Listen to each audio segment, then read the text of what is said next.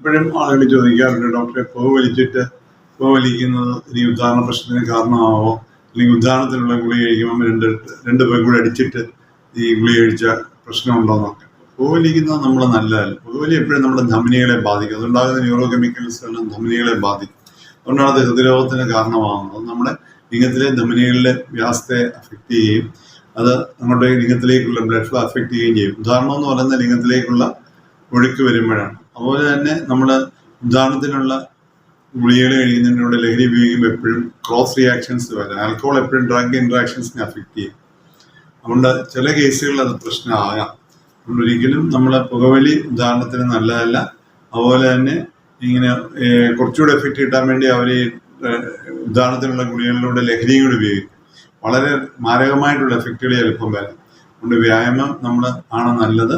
അല്ലാതെ പുകവലിയും കൂടുതൽ എഫക്റ്റ് കിട്ടാൻ വേണ്ടി നമ്മളിങ്ങനെയുള്ള ഉദാഹരണത്തിനുള്ള ഗുളികകളുടെ കൂടെ ലഹരി ഉപയോഗിക്കരുത്. അത് അപകടകരമാവും, മാരകമാവും ചിലപ്പോൾ.